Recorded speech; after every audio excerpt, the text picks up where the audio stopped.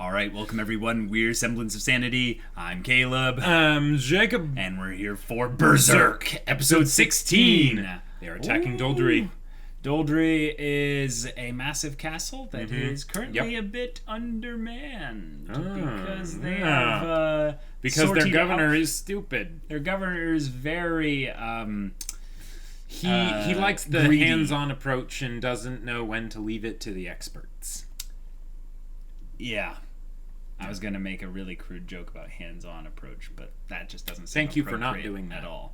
Yeah. I would like his hands to be off in this coming approach, you know? I would be fine with a lot of pieces of him getting taken off, but in general, I am really curious to see if this comes down to a battle of wills between Boskone and Griffith, because I consider them to be the real players in this whole thing. Even Guts, in a lot of ways, is going to be subject to some of Griffith's orders that might seem a little bit interesting. I want to know what Casca is doing. I'm almost certain that she was sent to take the castle, the actual take castle. Doldry. The question though is that they'll probably have to scale, like rappel the walls, maybe, or because they were saying it was like the walls were like stupidly impossibly high, and then on the other side there's like big sheer cliff. Right. So is the gate just left open? Who knows? This could be a little bit interesting. So yeah, guys.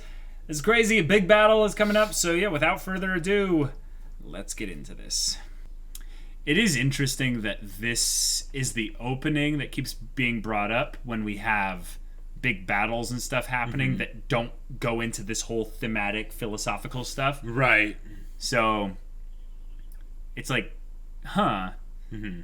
like, when is that kind of thing going to get brought up again, you know? Right. Like, you could say it counts with the fact that, like, a lot of them need to, like, follow orders and stuff. Right. And in that sense, they're not really, like, being in control of their own, you know, will, fate, or whatever. But all of them are men. Yes. So, even the ones that give the orders are ultimately under the hand of God, so to speak. Oh. Yeah. Where the chain bells shake, where the changes the phrase. Every mother will show you another way. So put your glasses on, nothing will be wrong. There's no blame, there's no fame. It's up to you. The choice words should be founded. Whatever holds you back, I can't get it off. Tell me Alright, so the white flower burning. Griffith. Don't know why. A flower burning. When a flower burns, it burns fast. So maybe that's what Griffith will be. He'll be a flash in the pan. They'll burn way too quickly, you know? He burned hot and fast. The Conqueror. Well, we know who this has to be referring to. It's obviously Koborowitz. Oh my gosh. Yeah. Okay, so we just got a lay of the land. Yep, here's Casca. Can't see anything, especially not the small group of people scaling around the castle. They're bringing it up right in the beginning. Yep. Jeez. Oh, What's wrong? Fell. You have an arrow in your neck and you're not moving. What's going on? Oh, there's Judo. Oh, Casca, that's right. She used to use a crossbow way back when. So how many of them are there? 50 to 100? Right. Carry out the operation. Awesome. Yep. This guy's just like, oh, it's Koborowitz. He's like, but there's no way to run away to. Right. Okay. Close the gate. Man, the cannons. Wait, what if they give a signal and the Band of the Hawk runs into the castle for safety? Oh, he is going to fight. Yeah, weird, right? Yeah. Adon to the rescue!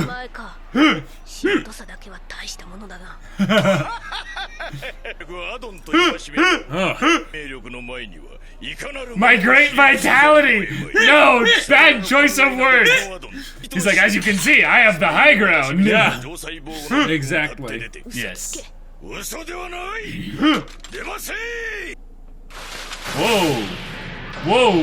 Whoa. 城内に残しておる我が聖芸超重装猛進先の戦における雪辱今 Whoa. 晴らしてくれよかかれ Oh, crap. It's just chaos. Oh yeah. One of the things I've always liked about the way they do the fighting and stuff in this is that a lot Yep, of times. there he is. Way in the back. Yep, yep. 申し上げますグリフィス伯の前に恐ろしく手だれの牙が立ち上がっており我が軍はなかなか近づけぬ様子がいない Oh, they just swings his sword. Yeah. Yep. He's getting tired though. Quick, someone kill his horse. Boskone, and here he is. Oh, this is gonna be a fight. This is gonna be a fight.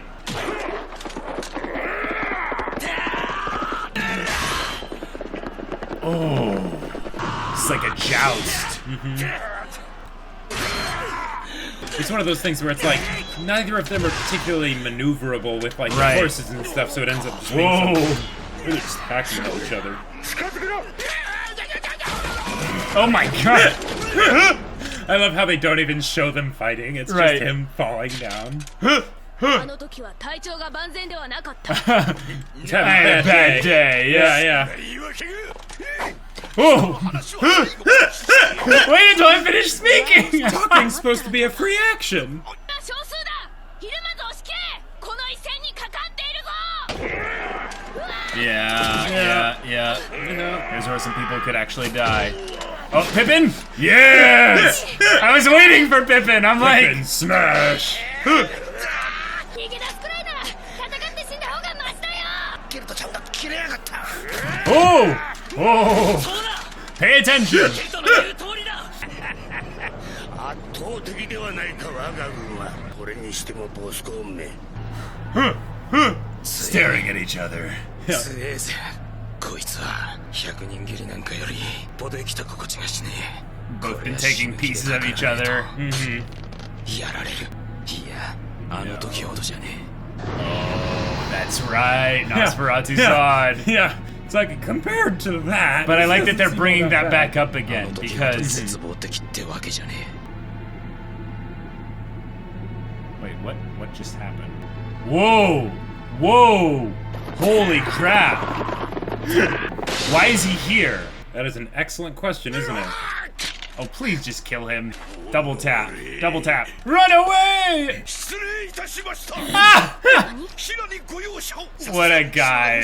He will do anything to survive. 私は邪魔なんぞいたしやせんですから命ばかりは呆れたやつ And gets a knife. 手を置いて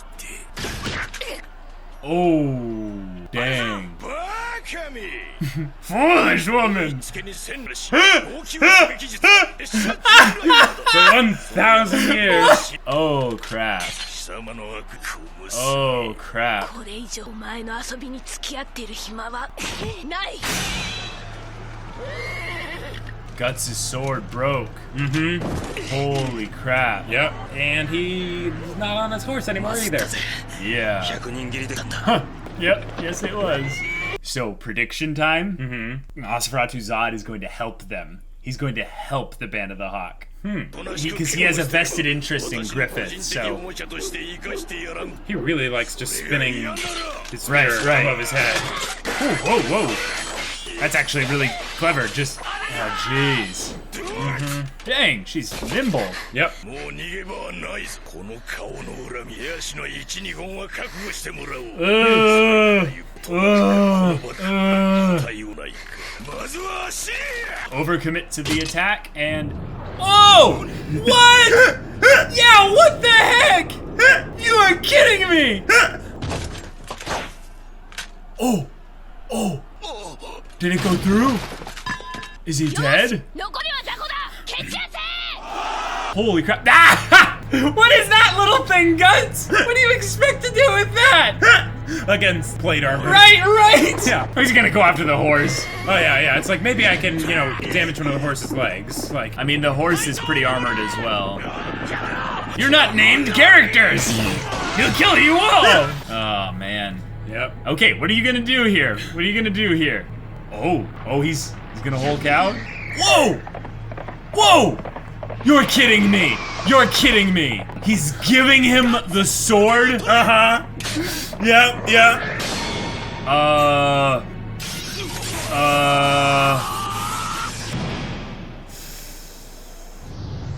Oh! Yeah. The head of both horse and Boskone! Yep. Oh! すごい Where did he get that sword? Yeah. 役立たずべ Why did it just come flying in out of nowhere? ボスコーン様が大将が敗れたとて我が軍の優勢は何ら変わらんあれをなんだ Yeah! Awesome! Yep. あれは何が起こったんだ I don't know what happened. わかんねえのか大将はくたばったとなら決まってんだろ開けたんだよ俺たちの No way. 勝ち時だ血時を上げろ And they won't have anyone to reinforce them, get it back into formation and stuff, so Yep. they'll just be like, wait, did we Because there's lose? no way for them to know exactly how many forces they have or whatever. ならよし歯向かう者は一人残らず Oh, 殲滅 dang. Oh my gosh. Morale is a real thing. 待てお前たち One of the things that in Sun Tzu's book that he mentioned is that as soon as an army retreats, it's over. Oh, we didn't get trampled to death. Bummer. Nope. But, we have a meeting. Yeah. お久しぶりですゲノン総督会いたかったぞこの気持ちがわからぬお前ではあるま What's his play here? まさか恨んでおるのかこの私をお恨みなどしていませんよ総督 I have ですが gone beyond 恋焦がれた feelings. などとは心外です私はあなたに対して Yeah. 何の感情も持ち合わせてはおりません Alright, break his 私の歩く spirit 道 before 端に you break his あな body. たという石ころが転がっていただけの Wow, こ a と pebble. 貴様 おしゃべりな石ころというのは少々目障りなのです Did you just take out his eye? No, I think it just stabbed him through the face. Oh! Oh, I wish we'd had seen it. That was way too simple. 私のことはいいほら行くぞ仕事だ Yeah. But we gonna talk about that? Apparently a sword flew in out of nowhere and that sword is so ridiculous. お疲れ I know. It's like straight up like, you know, one of the fantasy swords. Oh yeah, oh yeah. 肩を貸してくれないかすごいな Just, we did it.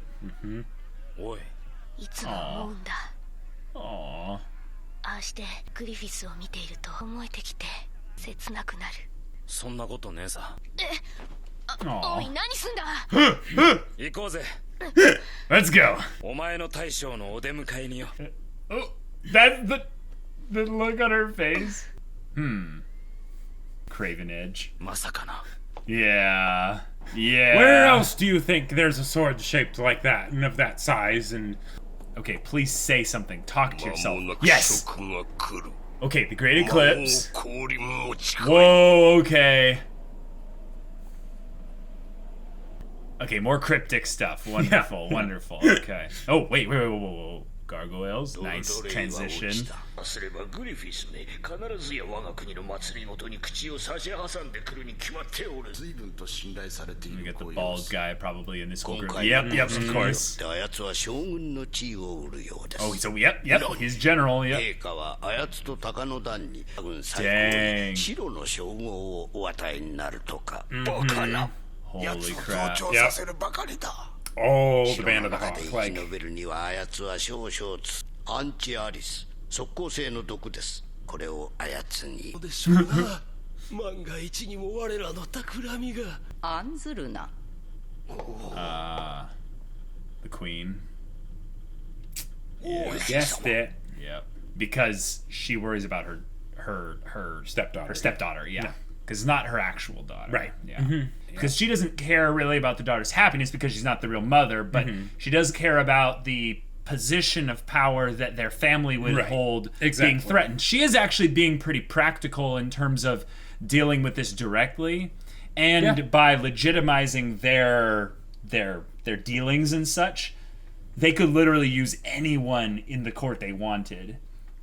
Sure. So while we have Well, people they- like probably not anybody because the No, no, king no. wouldn't be too happy. No, I'm aware of that. But the thing is that if you use people that are easily manipulated by personal greed and things like that. They don't care. Yes. They don't care about who holds what title. Right. It's just like, I get 1,000 coin.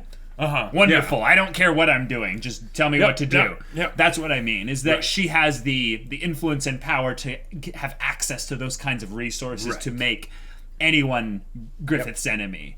I mean, yes. Because she's the queen. Yeah. She's the queen, but other people in positions of power that are relatively equal, where they have their own power bases and stuff, could be swayed or resist in some ways as well.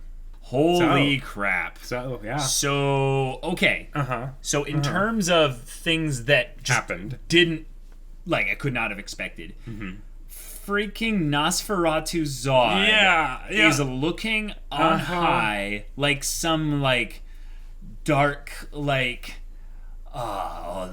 to Keikaku. Right. Some sort of harbinger or dark, like Darth Vader type, person of he's basically seeing things were almost deviated from the plan, so I must save Griffith, essentially. So here's the thing that's a little bit crazy. Little bit crazy. Yeah. We had more cryptic kind of crap from Nosferatu Zod. He mentioned the Great Eclipse. Devils. Yes, the Great Eclipse, and the devils will descend or fall. I believe it was descend. Yeah. So descend gives me the vibe that they are bringing up that idea of the opening in some way. Now, I've constantly thought that the hand grasping at the thing, that's the Behelit. So we have the Behelit, this being essentially the focal point for Zod's whole kind of thing that he's got going on. Even though it doesn't seem to be his dealio, because he was like, so that's their plural. No, you're right. He is essentially a harbinger. He is the one that is at the behest of others, of a greater thing beyond. And what I get the vibe is that Berserk is a world that's kind of a dark fantasy, right? So if we have any kind of, extra dimensional beings of great power, generally speaking, they're not going to be great people or great, morally good beings. Or at least, judging by that little bit that they show before every episode, in this story, they certainly don't seem to be. At the very least, if there are some that are maybe good, the ones that are in league with Zod aren't. Right. So here's where things get a little bit crazy.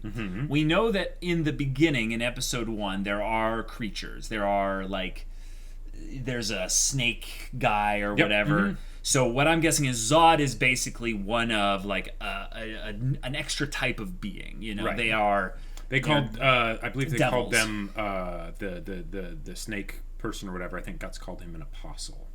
Oh, yeah. I don't even remember that. Yeah. That's got some cool connotations, because apostle means basically one who is sent.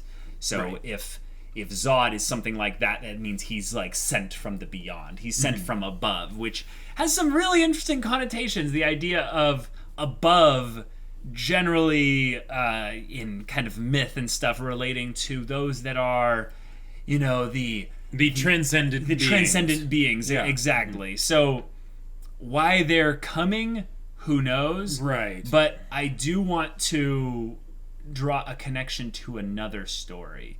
I'm trying to remember which one it is, but there's a story that I'm a very big fan of where the war being put in place was something that was being manipulated by, it might be actually just Star Wars. It might have been Brotherhood. Yeah. Where the war was essentially manipulated to enact the slaughter of a great number of humans for sacrifice, so that one or a small group of many would ascend. Right. Now, in this case, we have the opposite, being that at the very least, they want Griffith to make it through this whole thing.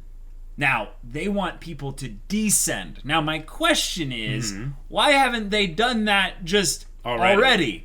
Because I think on some level, if they're already ascended, they could descend.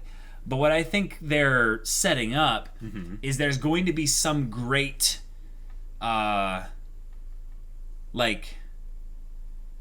oh man, I want to use the word ritual, but like when I think about this, this seems like the focal point of a ritual. Gotcha. This is the kind of thing that would, like, they called it the egg of the king, right? The king, yeah. So what I think might be happening here, and this could be really like crazy and stuff, but when I think of an egg is something that births something else.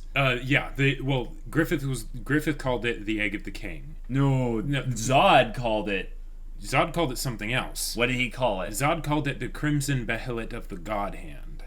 Oh god. Okay. All right. Well. Yeah. Wait. Why would Griffith call it the egg of the king? It was the what the little lady called it? Yeah. Basically, the person that gave it to him. Oh god. So Griffith knows that it's got some fancy name that's all ominous. Well, and stuff, because he knows that it was, what was it, that the person who has this is destined for, right. you know. Okay, so Fullmetal Alchemist exists. They had these things called Philosopher's Stones that were red.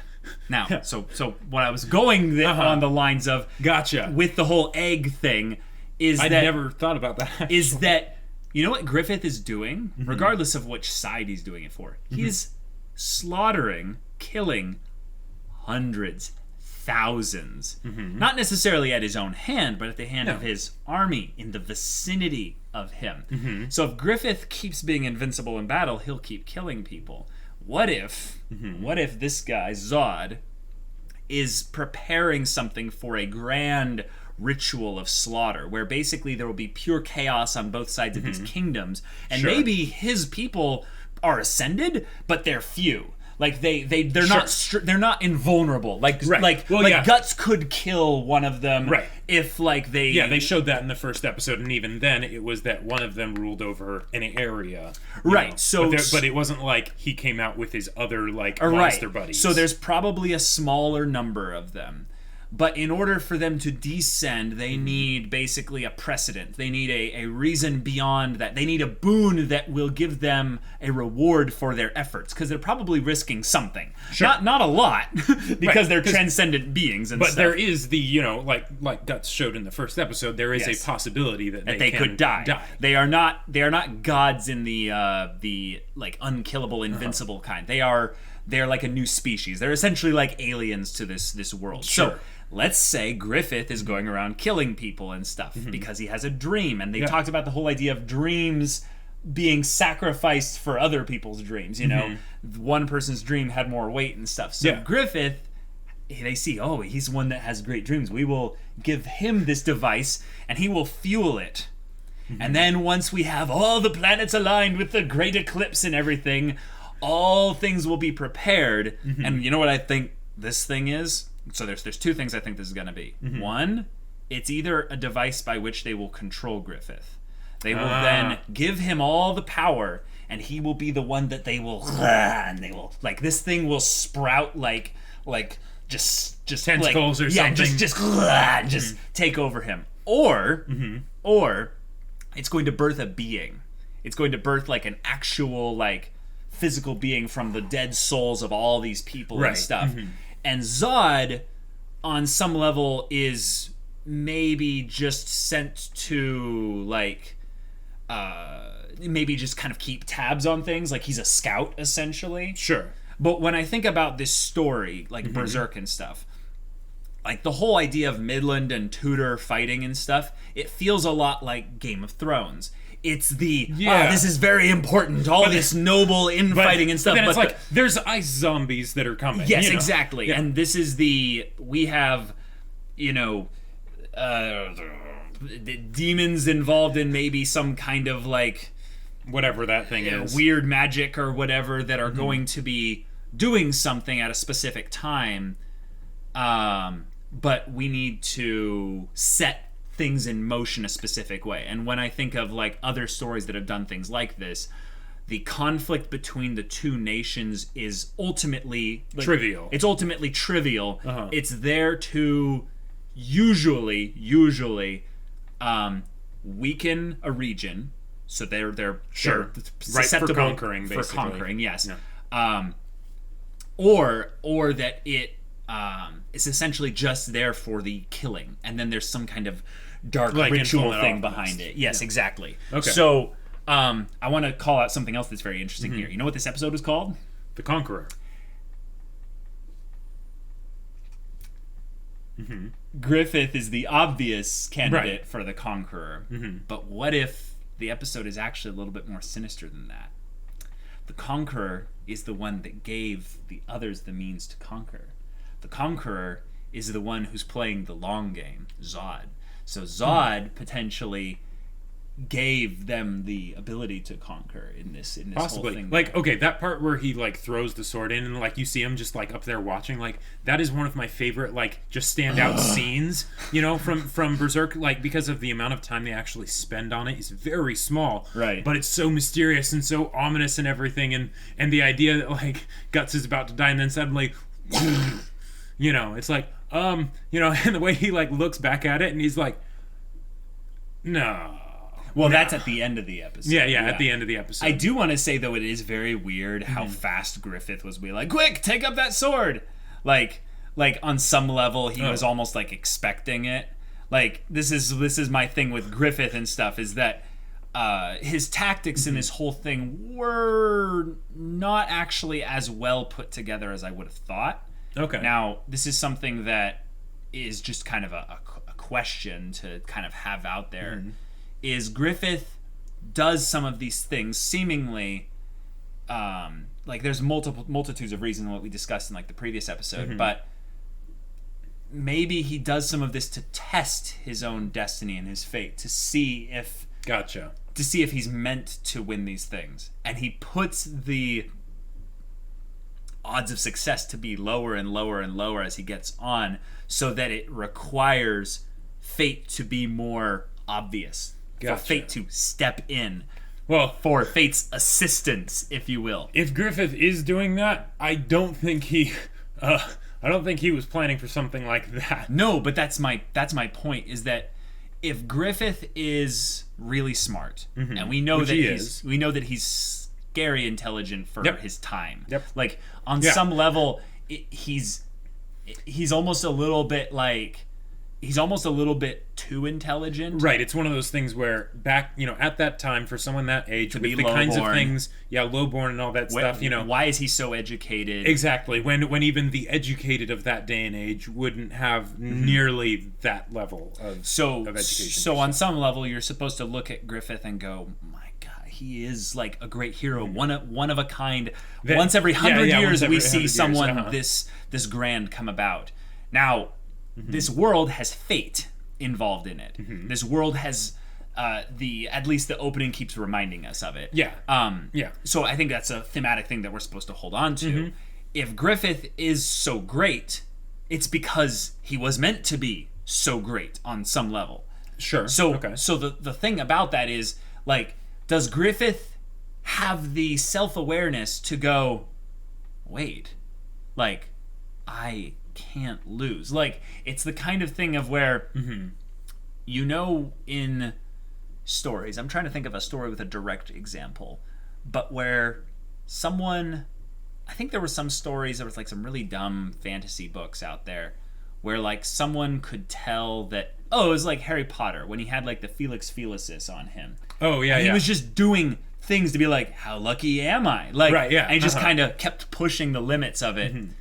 I get a very real vibe from this battle that Griffith is metagaming his own fate. Like, he is pushing the envelope intentionally to accelerate things, because on some level his dream is a little bit nebulous, so it's not like, once I hit this point I will stop. Right. Like, we don't know what the end of Griffith's dream truly would be. Like, back in, what was it, episode 3, when they had it was 3 or 4, when they had the discussion, like, him and Guts. Something like that. I think that was like episode 4. Yeah, he was talking about the way that he would change things, like, as a whole. Yeah, the idea that he wants to see, I think he might have actually said, I want to see where my fate takes me. Right, and that kind of talk sounds like he's the kind of person who believes so much so that he is fated for these things. That he is burdened with glorious purpose. Right, so that he can't be stopped. And it's a very... It's a thing where I get a little bit worried because, one, he doesn't chuck the Behelit into the nearest river. There's some things about the whole Behelit thing where, like, if you're smart, you should have some level of common sense. Right. I'm not talking superstition where you're like, bad juju, no, but like, throw it away. This is something that is more than just a little bauble. This is maybe above my pay grade. Right, I want to be working with variables I understand, you know. Yeah, we don't get the vibe. Actually, no, that's actually a very real thing I think Griffith is not about. The idea of working with variables he understands. Oh. Like, Griffith seems like the kind of person who is the gambler? Who welcomes, that's my point, is that he gambles with fate because he's like, no, I have destiny. Like, imagine, Jacob, if you believed it was your destiny to change the world. But you actually believed it. Right. Yeah, well, and there was no doubt. Right. The idea that I know this is going to happen. Yeah. Well, and especially if that was something where that was kind of my whole like purpose I had given myself for existing, then it would be one of those things where you wouldn't go for the more like safe bets, safe things, right? Because you'd be like, well, that defeats the whole purpose. I'm not trying to make, I'm not trying to have my winnings be good. I'm trying to have it, just go as far as I can possibly go. I'm going to have everything. On some level where you see Griffith having the marks of being a hero and stuff, is that he is very human in his feelings and his weaknesses and right, stuff. Right, because who doesn't believe they're special, right? At some point, at least. Well, no, most people don't think they're special, Jake. Well, not like that. No, most people in the world don't think they're special. Oh. That is a very, really? For us in particular, no, that's a very, rare thing out there. Oh. I would say most people do not actually believe that they are special. Gotcha. What they mainly think is that they have some level of worth. There's a difference between thinking you're... a special is also a nebulous term. What I'm more of meaning that, Jacob, is the idea that most people, I would say, don't believe that they are fated for anything special beyond just anyone else. Well, and the reasons I would say why a lot of people don't is because maybe they do early on, but then they basically the harsh reality or whatever that but very quickly that happens. Griffith, on the other hand, has never really failed. The main reason, though, that he keeps kind of getting it brought up is I think it's because he takes the action necessary. He makes the choices necessary in order to make sure it will happen when it gets a little bit dicey. Yeah. And that's why he might... Fortune favors the prepared. Yeah. Right, and that's why I think he might end up out of this getting this all into a situation where it's not going to be, completely horrible. He might be a king, and he might make the stupid mistake and end up bringing, something really horrible into this world. Yeah. Yes. But he might not be in a situation where, Griffith as a whole is lost. Gotcha. My thought is that... Well, and ideally, you would want something to like that to... Because, the whole idea of, the Behelit tentacles and, and all that stuff, and suddenly Griffith is a zombie or something like that, right? That would make the whole idea of the conflict between Guts and Griffith less interesting. Well, because unless it was something of okay, now I need to save Griffith, right? That's where I think it would be, is that the question is... with Griffith, at what point will he lose? This is... At what point will he realize, I am out of my depth? Well, no, because this is the thing. If he keeps winning, and this is an example of where he should have lost. He should have lost. All the odds, all the variables, all the things went pretty badly for him. Some things went pretty well. Casca's group did well there. And he played the people that he was against very well.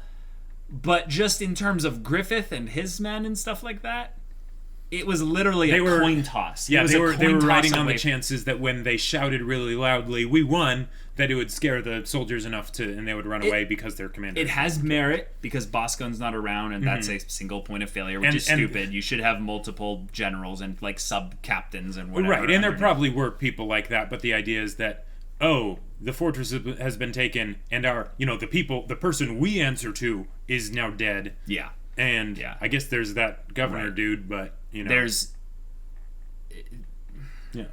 a very real feeling of this situation being manipulated by Zod because he was there, because he was at the elevated point. Oh yeah, there's all these visual connotations, visual stuff. Yeah, that's So if Zod somehow maybe knew that this would be a moment he would have to step in, or at the very least he's like, ugh, this looks dicey, like I'm just gonna give him an extra helping hand, or like he's standing there watching and he's like, do I need to, like he flexed and stuff, he's like, do I need to Hulk out and just reveal myself and go kill a bunch of them? And he's like, no, maybe I don't, I'll just go send my blade and stuff like that. That would have been crazy. It's like, Griffith, what amazing tactics and stuff, but what was that bold demon thing that showed up? I mean, he doesn't necessarily need to Hulk out like that. Sure, he could have just been a big guy that showed up and just started carving at the back. Maybe he could have just ran and killed the governor. I don't know. Sure. Anyway, that's all suppositional stuff. Right. Well, I mean, most of what we're talking about is suppositional. I just think that because Zod was there and because he helped Griffith win with such a like crucial little thing.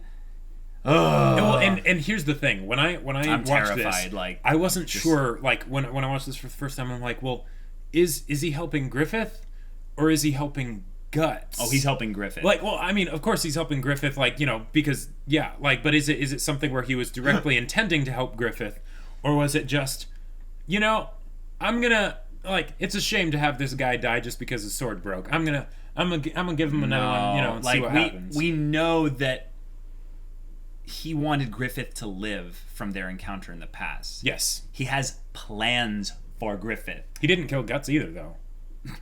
Could have killed either of them. Jacob. But yeah. There's a very real possibility this guy can see outside of time and space.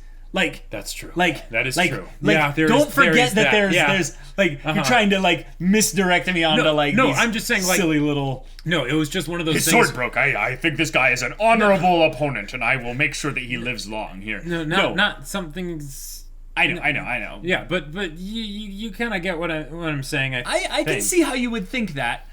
Just because, like, I know that you were smart enough, when you first watched this, to be like, oh crap. Like, well, yeah, because this is like, not good. Why is he here? Why is he like helping them? Like, sparing them is one thing, but helping is a whole other thing. Because we already knew he had basically a vested interest in Griffith's survival, right? And this is just a reaffirmation of that, kind of, I think, to remind us of what the real conflict is going to be. Right. It was kind of like how they had Guts when he was fighting Boskone and be like, oh, this is pretty bad. Well, no, it's not as bad as Zod. And then immediately they show Zod like overlooking everything, and that part. And talking about see that coming. What was it again? Like the demons descending or whatever. The devil's descending. And the great eclipse. Yeah. Eclipses are generally things happen. Really bad. Like generally you like, whether you're talking Airbender or Heroes or whatever. For somebody somewhere, it's bad. When the celestial bodies do their once in this many generations shenanigans, you're like, well, crap. Yeah. Well, crap. And then he does that in tandem with Devils Descending. Yeah, it's like, So I think this whole thing encompassed way too much of the discussion, but that's okay. I'm totally fine with this being the heavy discussion Berserk episode. Intrigue is about to happen. The Queen and Baldy McBadvarys, they are going to collab on this Kill Griffith project. Yep. Now, here's the thing. I think actually the most dangerous thing they could do is not try to kill Griffith, because I'm metagaming here and I know Griffith on some level he needs to survive become king. At least. Yeah. What if they found some way to put a splinter in the trust of the Band of the Hawk? So they don't necessarily buy out someone from the Band of the Hawk specifically, but they frame someone in the Band of the Hawk for this whole thing. Like, they maneuver all these things so well, so that they have the perfect plan where, regardless of whether or not Griffith dies, Griffith at the very least begins to doubt his own people. Yeah, when Griffith's leading 5,000 people minus whoever died in this battle, what are the odds that they could maybe, whisk one of them away and be like, hey, we're going to give you a lot of money? Yeah, and I don't even think they would direct it in that way.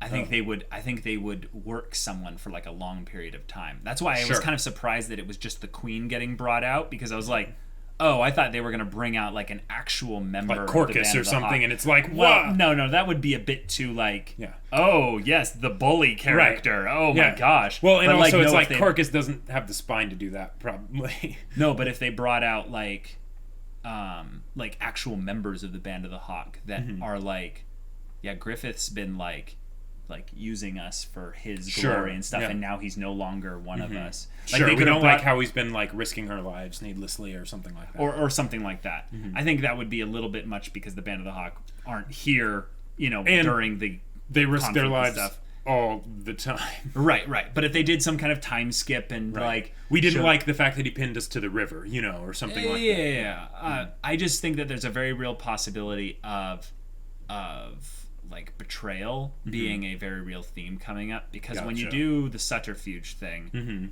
and Griffith sees everyone really as his enemy, like he sees like all these people as like, so are you for my dream or are you against my dream? Right. Like he keeps the lines in the sand pretty simple, so it's exactly it's easy for him to be on his guard probably for people like this. Right, he wasn't really surprised when the king's brother tried to have him killed. No, and he also had his eye on the bald Varys guy when he. The whole.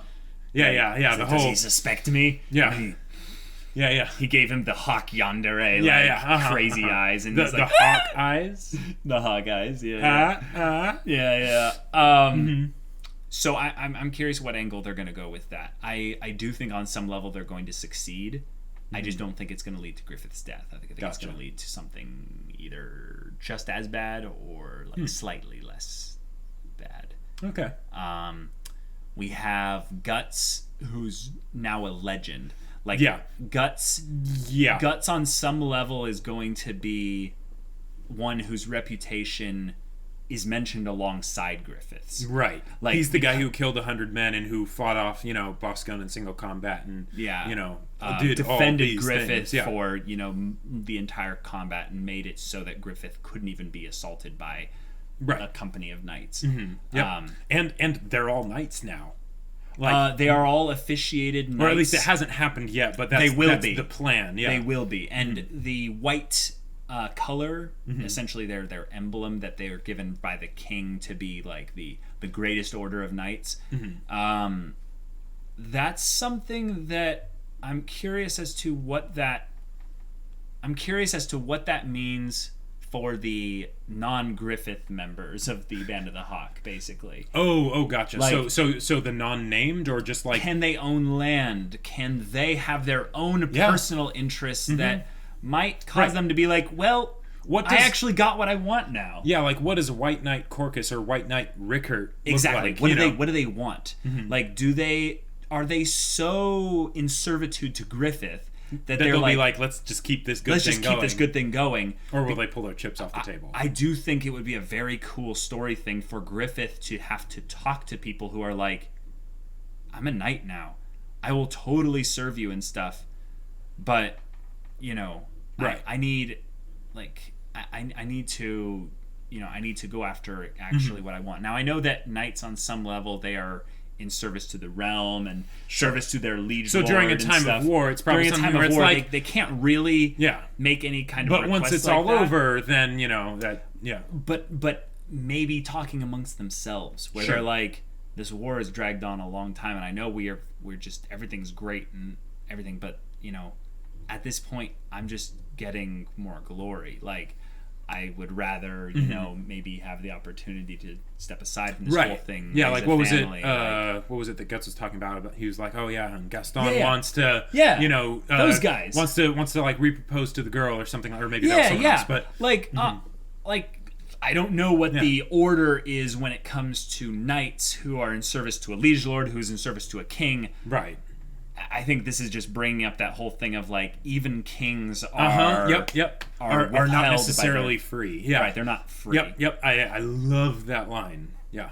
Yep. I liked that the nobles brought it up as well in their dark little cult gathering. Is they're like, well, when Griffith comes back, he will be free to spread his, what does he call it? His politics, his influence, his or ideals, his I don't spread know. his beliefs or something. They said something along those words all combined together back here at court, and they're like, because he'll be general at that time. Like, right, the general used to be Julius or Julian or whatever, right? Like, so yeah. So he is essentially beyond even the White Dragon Knights now, because even though the knights as peers, they will be peers, their leader, well, one of them at the very least might be the only one left who's at their level, the White Tiger Knights. Yeah. Now, the group that was led by Julius, the White Dragon ones, I think. Yeah. Do they have a new leader that's obvious? Probably. But at this point, Griffith might be above all of them. Like, if he's the right, if he is essentially the Boskone now of Midland. Right. Boskone, as far as we could tell story wise, he was top. Like, right. He was the general. Like, we might be just missing something because isn't Tudor an empire? Yeah. So they are big. They are very big. So Midland is the underdog in this whole story as far as countries go. Well, they could probably field an army, but not nearly as large as Tudor could. Possibly. I'm not entirely sure. Okay, so it might not be as clear in that regard. But I just think if they can call themselves an empire, then they have an emperor. Sure, yeah. And an emperor seems like the kind of person who would have 12 generals. Like, like my western general, my southwestern general, my southwestern general, like... Right. Like every hour of the clock, like... Exactly, yeah. Kind of thing. And then Boskone's like, oh, he was a loss, but I have 11 more just like him, Like, oh boy. And the next 100 episodes are going to be about working right through them. Casca having that sweet moment with Guts was fantastic. Yeah. I like that she's now willing to be vulnerable enough with Guts to tell him about her her wants and her wishes when it comes to Griffith. Exactly. I'm glad that it's not any kind of love triangle BS right now.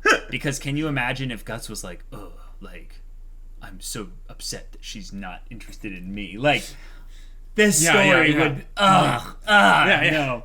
Like, no, do not want. I loved that. That was no sweet. pining. Yeah. But on some level, though, I do think that Casca might just realize Guts isn't that bad of an option, and she just might slowly but surely I'm serious, like have kind of a change of heart where she's like, Griffith is so out of reach, and he's been so out of reach for so long. Will I really be happy?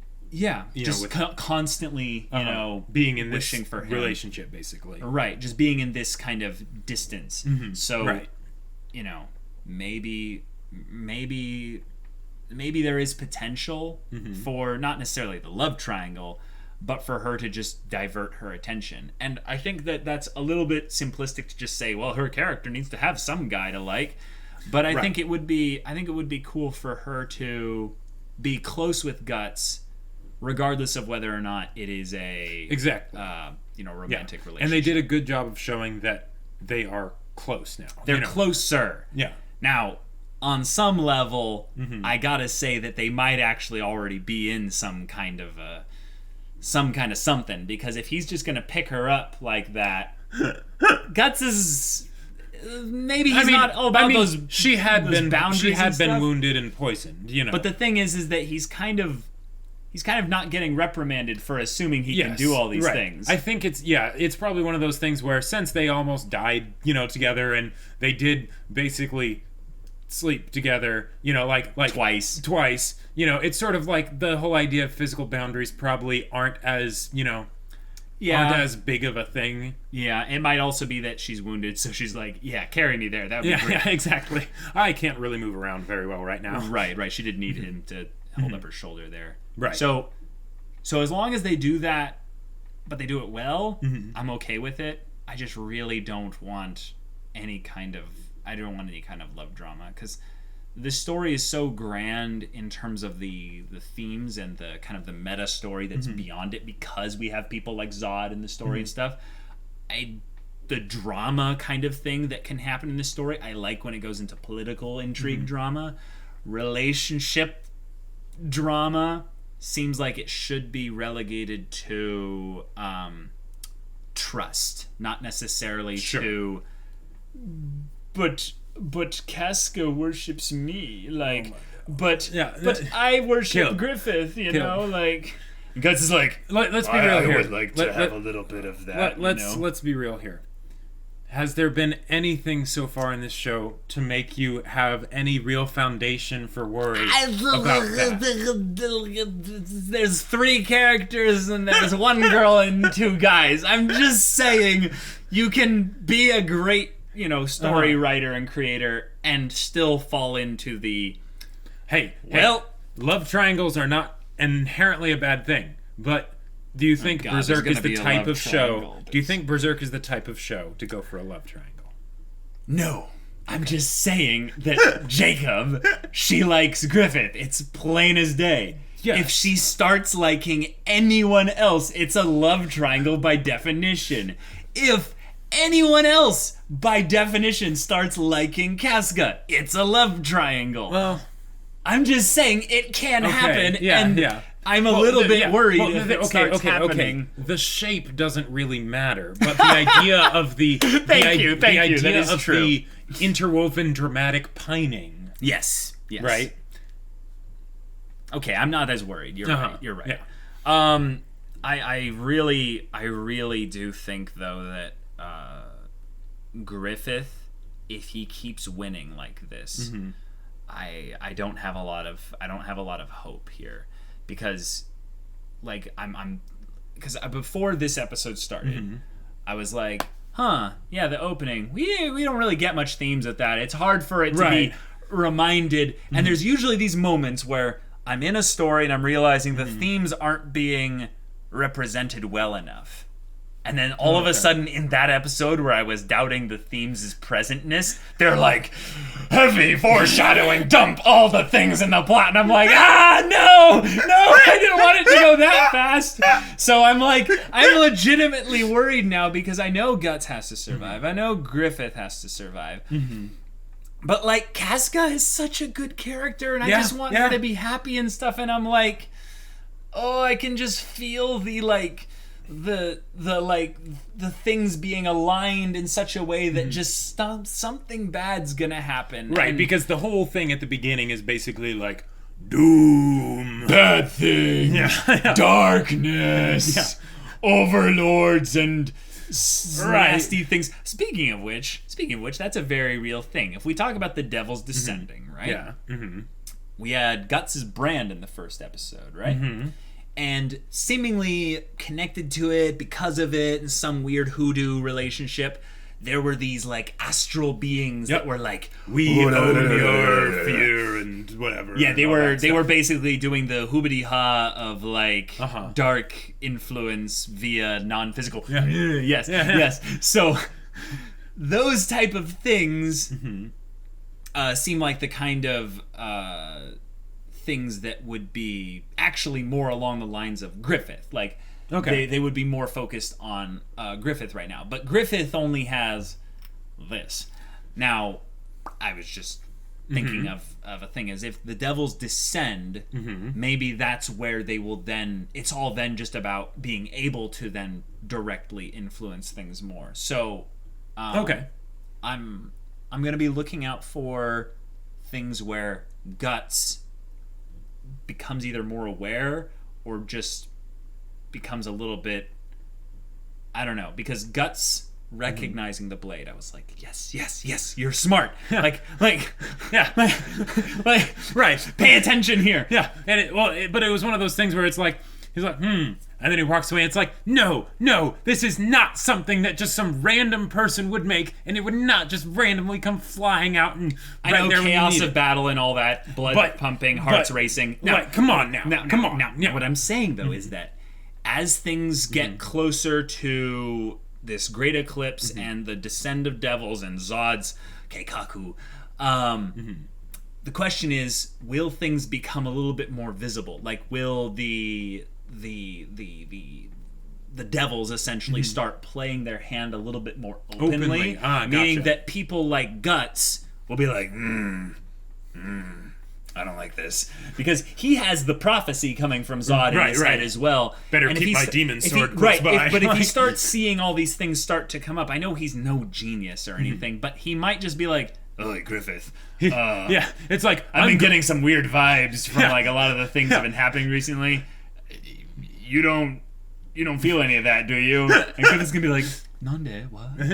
No. Right, because it's like Guts is all like, I'm very good at surviving. I would think that's like I'm pretty good at that. And my spidey senses are tingling. Every night at 1 a.m. my butt randomly clenches super tight, and I just wake up in a cold sweat, and I'm like, something bad is afoot.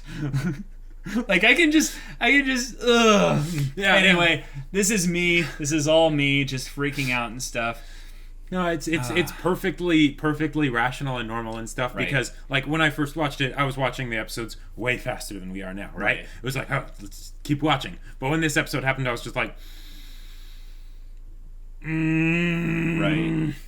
I think actually this episode is the big one, but it's actually the next two ones that are going to be a big deal, because if Zod or anyone related to that whole thing starts making a move and it's shown on screen or anything like that, then things are about to get really bad.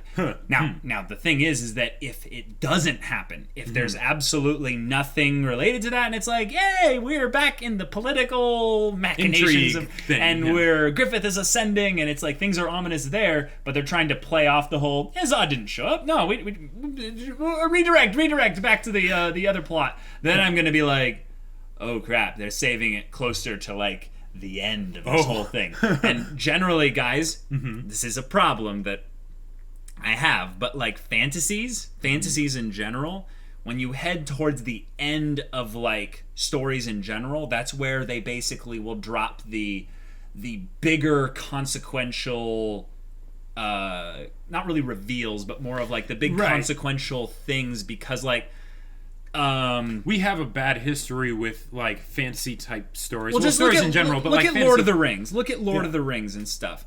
Darkness always increases in power the longer the story goes. Sure. That's just a same law thing of with fantasy. like Game of Thrones or whatever. Right? Yeah. So one of the things that you look out for are any kind of third party factions, any kind of groups that aren't the present conflict people. Yeah. And if they are doing things, if the story is hinting at them doing things, and it's like, well, these things keep getting pushed back. It keeps happening at a later point. Right. That means that they're bigger and bigger. That means the effect of them starts to climb astronomically. Because from the standpoint of like writing, right? We talk about how the earlier something is brought in, the bigger ramifications it has. The more important it is for the plot as a whole. Right. Yeah. And one of the things that will usually happen as a way to basically keep people from forgetting about that stuff that was brought up at the very beginning is that they'll keep making allusions back to it. They'll sprinkle it. They'll make it so that you don't forget about it, especially in something like this where, you know, from the beginning of the show to the end, that's a lot of time, right? So if they were going to have something be at the end, they'd want to make sure that, you know, when something happened, right? Like say with the White Walkers in Game of Thrones. Right. When the White Walkers finally show up in the Night King and all that stuff, if they hadn't been doing Jon Snow's arc leading up till that, you'd just be like, the hell? Right. And they have all the other people beyond the wall interacting with them and, you know, encountering them and stuff. It's the proper build-up for basically the dramatic conflict, like, introduction. Right. It's like with Dany's dragons, you know, them showing them, they're getting bigger. Let's not be too spoilerific with Game of Thrones and stuff. Like, I mean, there's probably a huge crossover of Berserk and Game of Thrones fans in general. But I was just saying, like, you know, we're on episode 16. There are 25 episodes. Yep, so about two-thirds of the way through. The fact that Zod has been kind of like absent up till now, and then he's all of a sudden there, and he's dropping. Yeah, because he's dropping proper nouns. Oh yeah, proper nouns, guys. Anytime there's proper G nouns, in the Great Eclipse was capitalized. Right. You're like, oh god. So like, if nothing related to that even remotely happens in like the next 2 episodes, crap. Like crap. Like I am sweating out of fear for these characters that I've come to love, because I know that at the very least Guts is going to end up just a like, he just had this like dark, bitter, like almost sad edge to him. Like he had the look of like the edgy, I'm the black swordsman, you know? Right. But like, I've just had a rough day. Like, not an I just had a rough day. Like, I've had a rough life. Like, and we have him going into the White Knights of the Band of the Hawk, and he'll go from there to be the black swordsman alone with dark brand demon power thing on his back, and it's like, how did this happen? Well, to be You'll fair, see. Find out next week on Berserk. To be fair, Guts said in this episode, this is the last time I'll be fighting under this banner. Oh my gosh, I didn't even bring that up. Like, oh. Wait. So, if Guts leaves, then... Oh, wait. If Guts leaves... Yo, guys. If Guts leaves, what was Zod's prophecy? Crap. He was talking about how when his ambition fails him, like that will be when your doom is at hand, or something like that. Right. So here's the thing. Guts is leaving, maybe because in the back of his mind, he's like, Guts is the one that's superstitious. Like, he's like, I have to survive, right? Right. He loves being by the fire of their dreams, the bonfire of dreams. He's like, oh, this is so warm. I feel like I have a family. But I like living a long time. Oh. Well. Then he's like, when Griffith's ambition, like, fails him. This is the thing. Griffith's ambition has never failed him. Griffith just tested his ambition, like, to the utmost that he's ever done. And that he is somehow true. Succeeded. And Guts maybe maybe there's a whole bunch of little things, but I think on some level Guts is going to remember soon. If he does leave, like say in the next 2 episodes, if he gets like another flashback of like, what was it Zod said, and he's like, oh, Griffith's ambition, and he's like, you know what, maybe for both of our sakes, and mostly mine, I need to go. Like this, I need to leave. Yeah.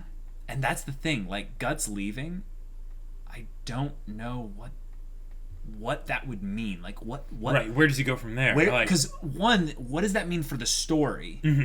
Yeah. Two, what does that mean for the Band of the Hawk? Because on some level they all worship Griffith, and it's just Griffith. Yep. But like Rickert would be like, but Guts was my hero. Right, exactly. Guts was like the guy who was like my big brother. Yep. And he was actually there, whereas Griffith is now like all hoity-toity and stuff, so you know, he's not there as much. And Casca is starting to warm up to Guts. So, like, what would that mean for her?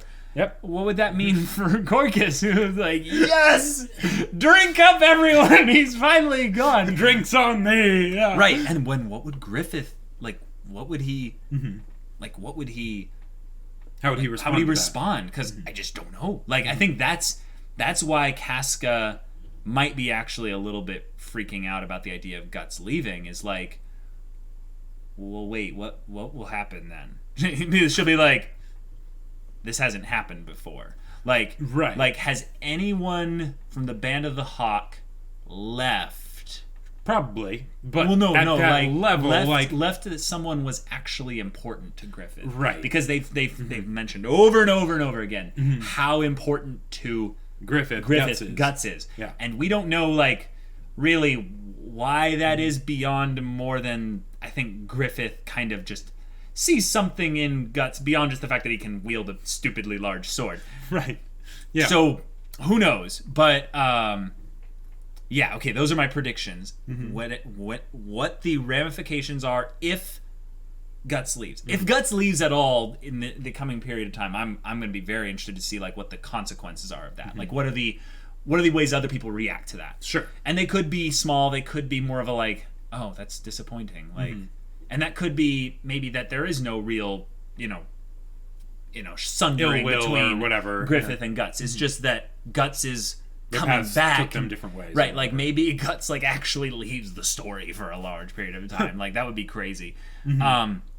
But then the other thing is this whole thing with Zod, and if they do anything story-wise directly connected to it, not talking about the flashback of him remembering what the prophecy was, but like we see Zod or we see anything else in that whole vein of things, then I'm gonna breathe a little bit of a sigh of relief because that means it's coming sooner rather than later.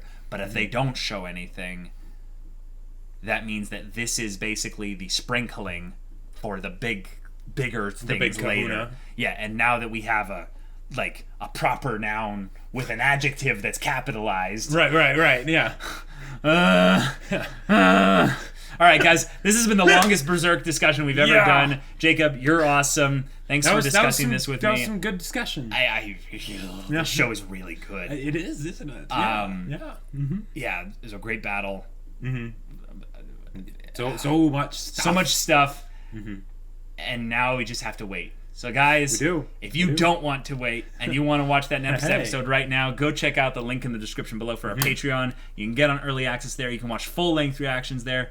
And all of this comes with Discord access. So you can chat with us about stories or Guts and whatever. And if any of that interests you, we'll see you there. But until then, we're Semblance of Sanity. I'm Caleb. I'm Jacob. And we'll see you all next time.